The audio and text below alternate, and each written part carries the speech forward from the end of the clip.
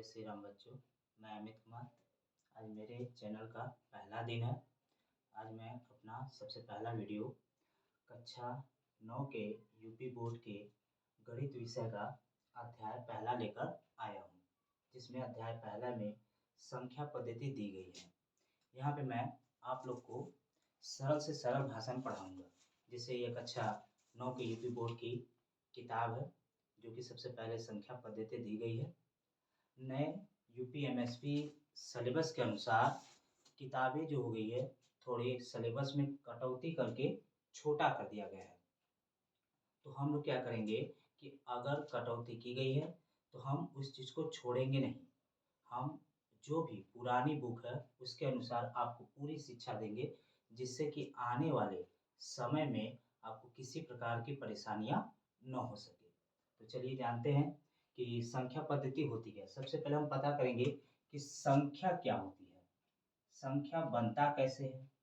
संख्या बनाने के लिए हमें पता है, कहा जाता है अंकों के समूह को, यानी जिसमें हम अंकों के समूह को जोड़ देते हैं या अंकों के समूह को मिलाते हैं, उसे हम संख्या कहते हैं।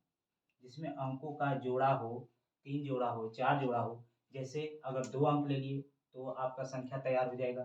2 के साथ 3 अंक ले लिए तो संख्या तैयार हो जाएगा। 2 3 के साथ एक और अंक ले लिए तो भी आपका संख्या तैयार हो जाता है। आप कहेंगे कि अंक क्या है? अंक जो हमारा होता है वो किसी भी वस्तु को गणना करने में मदद करता है। यानी अंक का प्रयोग हम गणना के रूप में कह सकते हैं, क्योंकि अगर अंक न हो तो हम गणना नहीं कर पाएंगे। चाहे कोई भी चीज़ की गणना की जा सकती हो। पैसा है, आपका कोई वस्तु है, कोई धान है, गेहूँ, किसी भी चीज़ की अगर गणना करनी है तो हमें अंक की ज़रूरत सबसे सर्वप्रथम होती है। यानी गणित में सबसे पहले अंक आया था। अंकों की गणना करके तब अंकों को मिलाने के बाद संख्या का निर्माण किया गया है।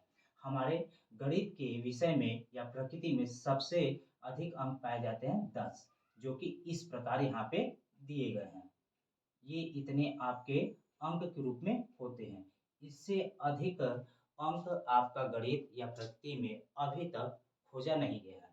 और इन्हीं अंकों को समूह के रूप में बनाकर संख्या का निर्माण किया जाता है।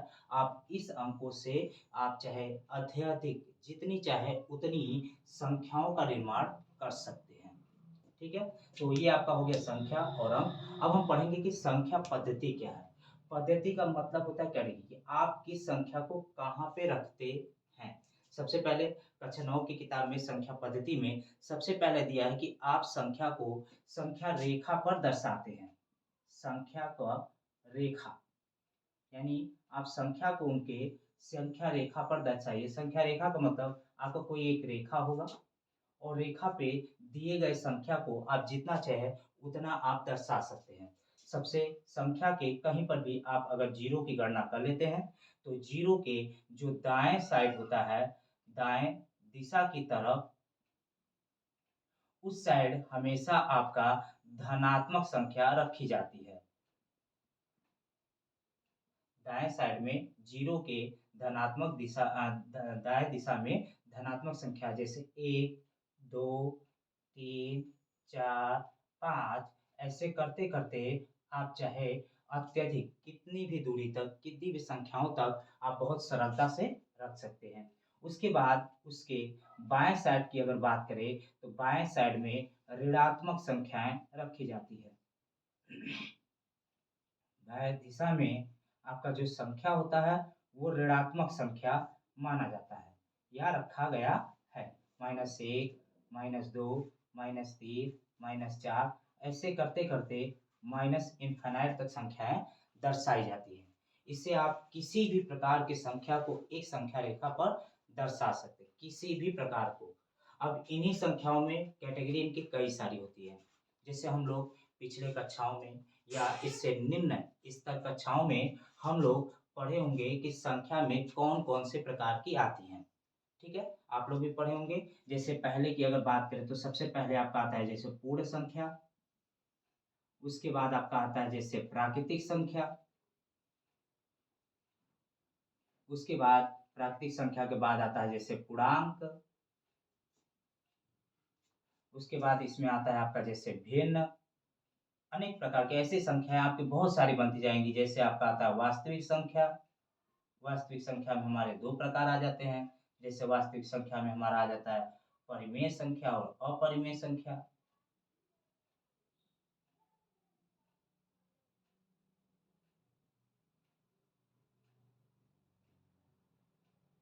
तो हम लोग क्या करते हैं कि कक्षा के अनुसार हम संख्या के पद्धतियों को पढ़ते हैं। अगर हम लोग कक्षा 8 तक होते हैं तो हम लोग बहुत करेंगे तो पूर्ण संख्या, प्राकृतिक संख्या, पूर्णांक, भिन्न और परिमेय तक सीमित रहते हैं। केवल उतने ही प्रकार तक हम संख्याओं को पढ़ लेते हैं। लेकिन जैसे ही हम लोग कक्षा 8 के ऊपर आते हैं तो हम इन संख्याओं को छोड़ डायरेक्ट वास्तविक संख्या के बारे में पढ़ते हैं। वैसे आपके दशमलव संख्या, अनेक प्रकार की जितनी भी प्रकार की होती हैं, उन सभी संख्याओं के बारे में आप पिछली कक्षाओं में अध्ययन किए होंगे। तब भी मैं आपको एक बार उसका पुनः आपको ज्ञान दे देता हूँ कि जो आपकी पूर्ण संख्याएँ होती हैं, पूर्ण संख्या सदैव उन संख्याओं से शुरू होती हैं, जहाँ से आपका निर्माण किया गया है। सर्वप्रथम अगर कोई संख्या की खोज की गई थी, तो वो है 0, यानी 0 से सभी प्रकार की धनात्मक केवल संख्याएँ, सभी प्रकार की 0 से होकर 1, 2 जितनी भी आप गणना करने में धनात्मक संख्याओं का प्रयोग करते हैं, उन सभी को हम लोग पूर्ण संख्या कहा जाता है। पूर्ण संख्या में ऋणात्मक संख्याओं को नहीं रखा जाता। इसी प्रकार अगर हम प्राकृतिक संख्या की बात करें, तो प्राकृतिक संख्या में आपका 0 नहीं होता है। प्राकृतिक संख्या का मतलब सभी गिनती यानी गिने जा सकने वाली संख्या, यानी आप जितनी संख्याओं को गिन सके, जिनका कोई संख्यात्मक मान हो, उन संख्याओं को प्राकृतिक रूप में रखा जाता है। जैसे कि अगर हमें कोई भी चीज़ कोई कहता है गिनने के लिए, तो सदैव हम प्रकृति के रूप में 1 से शुरू करते हैं। 1 से नीचे हम लोग किसी भी संख्या को नहीं गिनते हैं।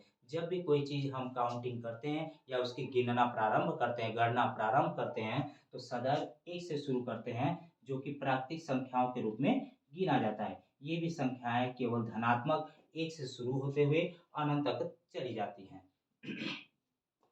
इसी प्रकार अगर हम पूर्णांक की बात करें, तो पूर्णांक इन दोनों का जोड़ यानी मिक्सचर किया जाता है। पूर्णांक में क्या होता है कि पूर्णांक वह संख्या को निरूपित करता है, जिन संख्याओं को आप संख्या रेखा पे दर्शा सकते हैं। यानी संख्या रेखा पर दर्शाए जाने वाले संख्या रेखा पर दर्शाए जाने वाले सभी संख्याएँ सभी संख्याएँ आपका क्या होती हैं? पूर्णांक होती हैं। इसका मतलब ये है कि आप पूर्णांक में आप क्या कर सकते हैं कि इन जो भी आपको ये ऊपर दिख रहा है, इन सभी को आप पूर्णांक के अंतर्गत रख सकते हैं, जिसमें धनात्मक संख्या भी आएगा, शून्य भी आएगा और ऋणात्मक संख्या भी पूर्णांक के अंतर्गत रखा जाता है। ठीक है? अब उसके बाद बात करते हैं भिन्न की। अगर हम भिन्न की बात करते हैं, तो भिन्न सदैव P बटा Q के रूप में रखे हैं। अब ज़रूरी यहाँ पे नहीं है कि आप बार-बार P बटा Q लिखें, आप किसी को भी अंश व हर के रूप में लिख सकते हैं। अब चाहे अंश व हर P और Q ले लीजिए या फिर A अपॉन B के रूप में बना लीजिए, आप M अपान N के रूप में, आपको जिसमें सुविधा हो उस सुविधा के रूप में याद कर सकते हैं। क्योंकि P बाई Q हर एक बुक में लिखा रहता है, इसलिए हम लोग P बाई Q के रूप में याद करते हैं। आप चाहे तो उसके जगह पे अपना अल्फ़ाबेट यानी जो अंग्रेजी अक्षर है, उसे आप बदल सकते हैं। यानी भिन्न को लिखने का तरीका अंश व हर के रूप में होना चाहिए, लेकिन कंडीशन ये है कि हर कभी भी 0 नहीं होना चाहिए। और जो भिन्न होता है, सदैव धनात्मक होना चाहिए, ऋणात्मक नहीं माना जाता। भिन्न को आप ऋणात्मक के रूप में नहीं लिख सकते, वो किसी और पद्धति कैटेगरी यानी कि पद्धति में चला जाता है। हर को 0 क्यों नहीं ले सकते? पहला सवाल इसमें उत्पन्न होता है कि सर अगर अंश बटा हर में हम लिख सकते हैं, तो 0 को क्यों नहीं लिख सकते? उसको 0 को छोड़ के वही क्यों लिखा जाता है? तो इधर हम लोग एग्ज़ाम्पल के रूप में समझेंगे। अगर हम लोग मानते हैं कि ऊपर अगर अंश में 2 है और नीचे 0 है, तो गणितीय नियमानुसार किसी भी संख्या में 0 का भाग नहीं दिया जाता। क्योंकि 0 से किसी भी संख्या को भाग देने पर सदैव आपका इन्फिनाइट यानी कि अनंत आपका उत्तर प्राप्त होता है और अनंत का मतलब होता है कि उसमें सभी प्रकार की संख्याएँ सम्मिलित होती हैं, यानी उसका कोई एक नियत मान ज्ञात नहीं हो सकता है, क्योंकि अनंत में आपके सभी प्रकार की संख्याएँ सम्मिलित हो जाती हैं। इसीलिए हर को हम लोग 0 नहीं रख सकते। हाँ, अंश को आप 0 रख सकते हैं। 0 में अगर आप 2 का डिवाइड करेंगे यानी भाग देते हैं, क्योंकि 2 का पहाड़ा 0 में जाएगा नहीं, क्योंकि 2 एक कम 2 होता है, इससे 0 बार जाने पर इसका आंसर 0 आता है और 0 एक संख्यात्मक यानी अंक को प्रदर्शित करता है, इसलिए उसकी गणना हम केवल 0 के रूप में ही मान सकते हैं, उसके अतिरिक्त हम कोई और संख्या नहीं ले सकते। ठीक है? तो इस प्रकार से हम भिन्न के रूप में जाने।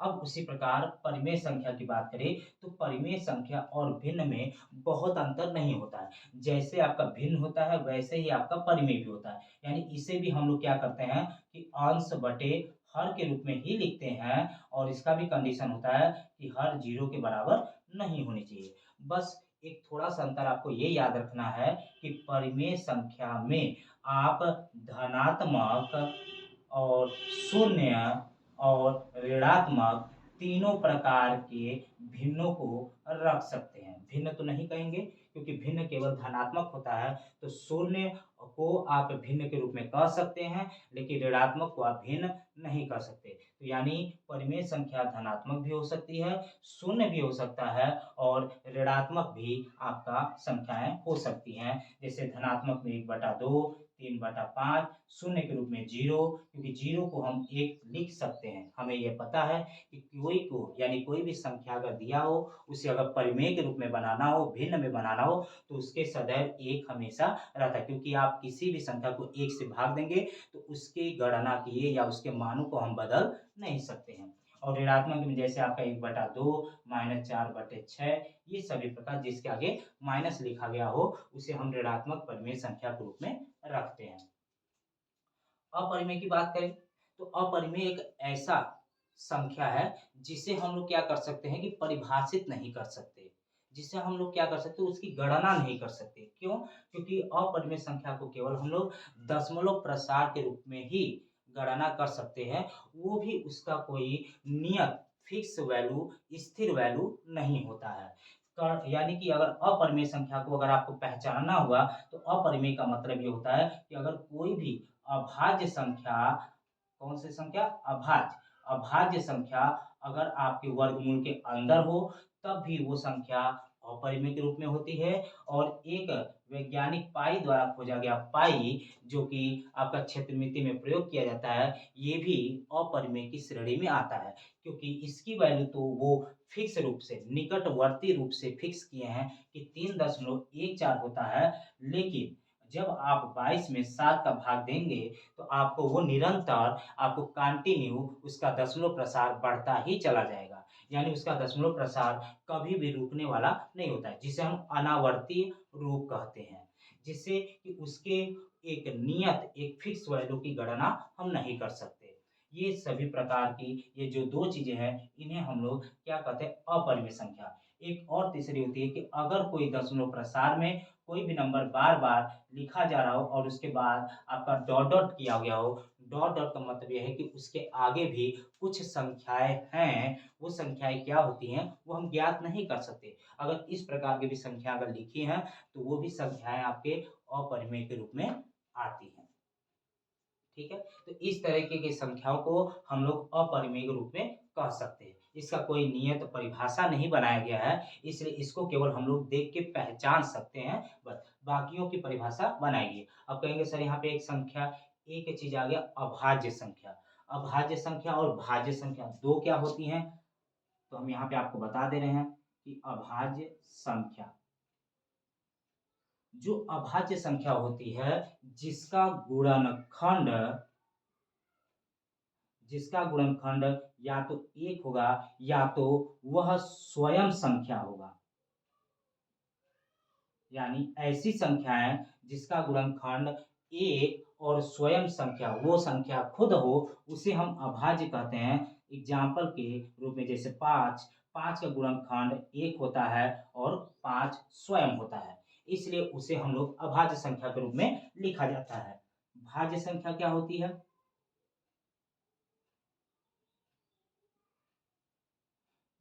जो भाज्य संख्याएँ होती हैं भाज्य संख्याओं में उनका गुणनखंड 1 से अधिक प्राप्त होगा। यानी गुणनखंड आपका जब भी होगा 1 यानी 1 और 5 दिए हुए संख्या से एक ही अगर अधिक प्राप्त हुआ तो वो भाज्य में चला जाएगा। अगर इन दोनों के अलावा मतलब कि जिसका गुणनखंड 2 से अधिक हो, गुणनखंड 2 से अधिक प्राप्त होने चाहिए, उसे हम भाज्य कहेंगे। जैसे 6 का गुणनखंड 1, 2 होता है, 3 भी होता है और 6 भी होता है। यानी इसके गुणनखंड कुल 4 है, जिसे हम लोग भाज्य संख्या के श्रेणी में रखते हैं। जिसका गुणनखंड 2 से अधिक हो उसे हम लोग भाज्य संख्या के रूप में रखा जाता है। नॉर्मली तौर पे हम लोग ये पढ़े हैं कि भाज्य संख्या ऐसी होती है जो 2 से विभाजित हो जाए, जो 2 से विभाजित हो जाए। तो सभी प्रकार की संख्याएं 2 से विभाजित नहीं होती हैं, उन्हें हम लोग गुणनखंड के रूप में याद रख सकते हैं। जैसे कि एग्जाम्पल के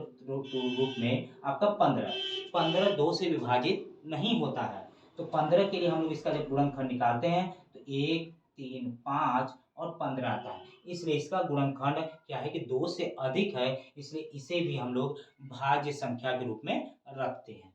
ठीक है, आप लोग को अच्छे से समझ में आ गया होगा। जितना आज हमने इतना चीज़ें बताई हैं आपको बहुत अच्छे से। ये आपको ये जो हमने वीडियो बनाया है ये कमज़ोर से कमज़ोर बच्चा जो घर पे रह के पढ़ने वाले बच्चों के लिए ये उनके लिए एक सुविधाजनक के रूप में हम पढ़ा रहे हैं, जिससे वो घर पे रह के कम से कम चीज़ों में या कम बुद्धि वाले जो होते हैं उनके लिए आसान पड़े। ठीक है, अब हम लोग आते हैं आगे कक्षा 9 की किताब के आगे चैप्टर से। इसके बाद इसमें कुछ उदाहरण दिए जाते हैं। किताब में उदाहरण जो होता है बहुत ज़रूरी होता है। अगर हम उदाहरण, टॉपिक अगर बहुत अच्छे से उसका अध्ययन करें तो हमें बहुत सारी चीज़ों के बारे में ऐसे पता चलता है जिससे कि हम लोग कर नहीं पाते या फिर उससे हमें बहुत लाभ होता है। जैसे उदाहरण नंबर 1 लिखा है कि नीचे दिए गए कथन सत्य हैं और कारण सहित उत्तर देना है। सबसे पहली समस्या बच्चों में ये होती है कि गणित तो वो कर लेते हैं, अगर पेपर में प्रश्न आते हैं तो करने के लिए कर तो लेते हैं, लेकिन उन्हें लिखने का तरीका उन्हें नहीं पता होता है। सबसे बड़ा कारण यही है, क्योंकि आज के समय के जितने भी एग्जाम हैं सब मल्टीपल चॉइस है। मल्टीपल चॉइस का मतलब बहुविकल्पी कर दिया है, इसलिए बच्चों के लिखने का तरीका कुछ अलग होता है। केवल वो क्या करते हैं कि केवल क्वेश्चन को लगाना सीखते हैं कि क्वेश्चन को लगाते कैसे और उसका आंसर लाते कैसे हैं।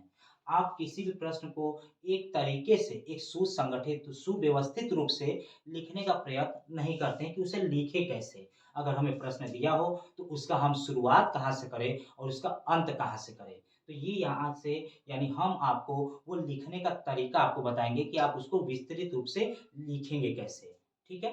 चलिए, जैसे इसमें उदाहरण नंबर 1 आपका दिया है पेज नंबर 4 पर,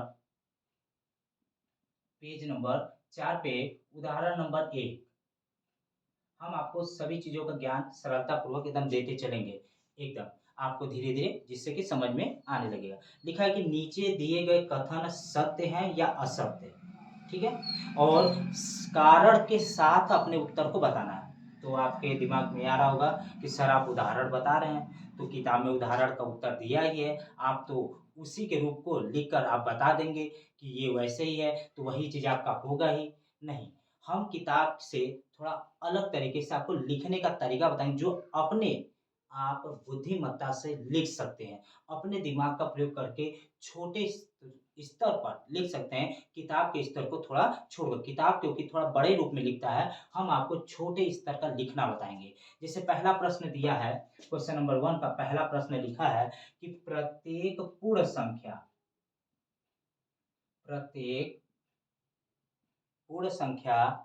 एक प्राकृतिक संख्या होती है।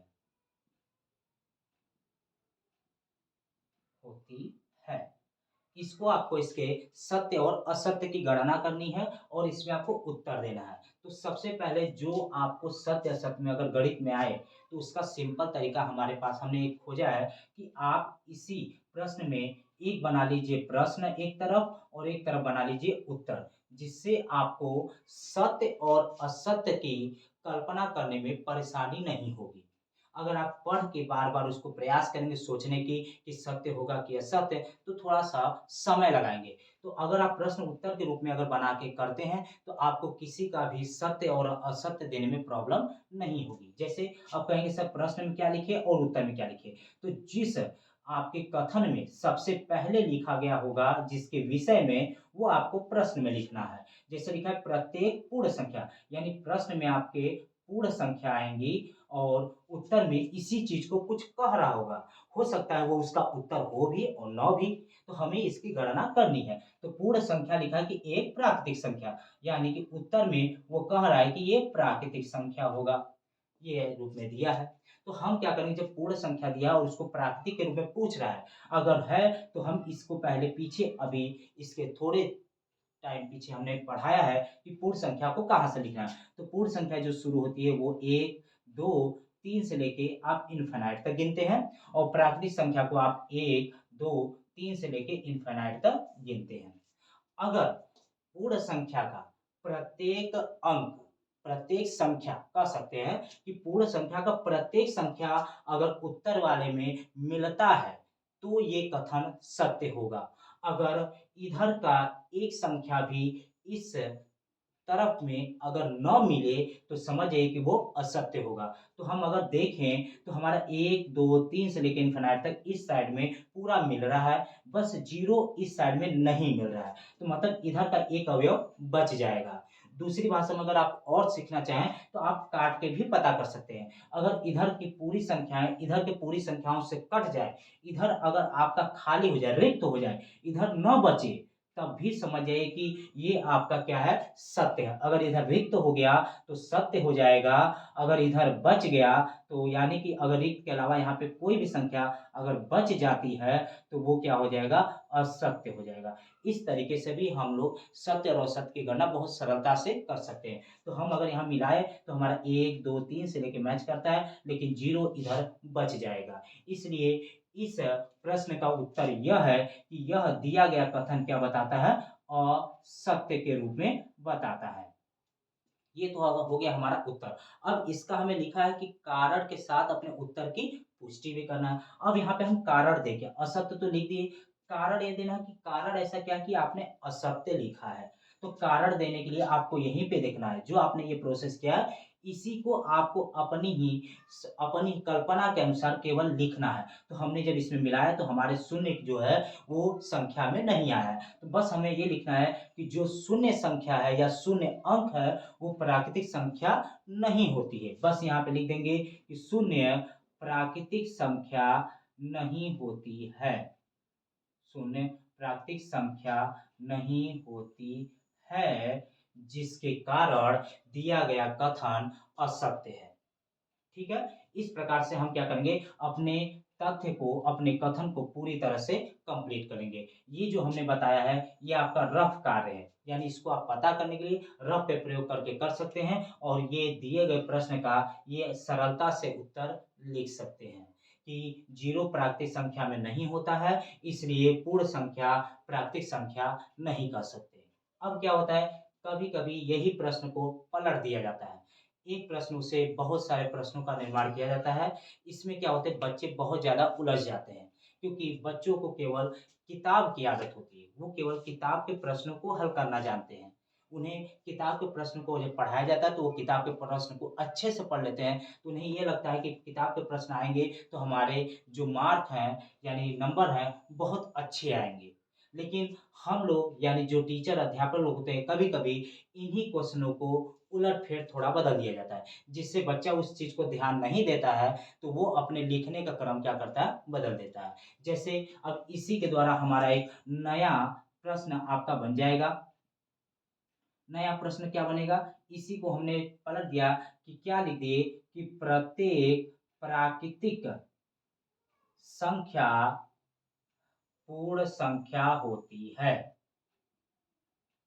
ये हमने नया प्रश्न बना दिया। अब इसको भी आपको सत्य असत्य के रूप में जानना है और इसको आपको क्या करना है कि इसकी विवेचना करके इसको कारण सहित देना है। फिर वही प्रोसेस हम लोग क्या करेंगे, इसका जैसे प्रश्न लिख लिए और यहाँ पे हमने उत्तर लिख लिया। तो प्रश्न में अब इस बार दिया है प्राकृतिक और इधर दिया है आपका पूर्ण संख्या। तो प्राकृतिक में 1, 2, 3, 4 से लेके इन्फिनाइट तक, इधर 0, 1, 2, 3, इधर आपका इन्फिनाइट। अब इस बार अगर हम मिलाएँगे तो प्राकृतिक के सभी संख्याएँ इधर की संख्याओं को काट देगी। इसका मतलब कि इधर आपका एक भी नंबर शेष यानी नहीं बचेगा। जब इधर आपका शेष नहीं बचेगा तो इसका मतलब इधर अगर शेष नहीं बचता है तो दिया गया कथन क्या है आपका सत्य है। ठीक है? अब ये सत्य है तो आप कहेंगे सर कारण में क्या लिखें? कारण ये लिखना है कि जो प्राकृतिक के प्रत्येक अंक हैं वो पूर्ण संख्या के साथ मेल खाते हैं या मिलान करते हैं। यहाँ पे लिख सकते हैं कि प्रत्येक प्राकृतिक संख्या पूर्ण संख्या में मिलता है। ठीक है? ऊपर में क्या था कि आपका 0 जो है प्राकृतिक संख्या में नहीं मिल रहा था, इसलिए ऊपर का कथन असत्य है और नीचे का कथन सत्य होगा। देखिए, आपके क्वेश्चन बदलने से आपके उत्तर की भी गणना बदल गई है। ठीक है बच्चों, आज के लिए हमारा कक्षा 9 का जितना भी हम लोग ज्ञान दिए इतना आपकी काफ़ी है। ठीक है? अब उसके बाद आपको जो पेज नंबर 4 पे है उसमें 2 और दिए गए हैं सत्य-असत्य, तो आप अपने से इस मेथड से करने का प्रयास करिए। क्वेश्चन लिख कर किताब बंद करके अपने से करिए तो आपको ये पता चलेगा कि आपको ये चीज़ें करने आ रही है कि नहीं। ठीक है? धन्यवाद। जय श्री राम।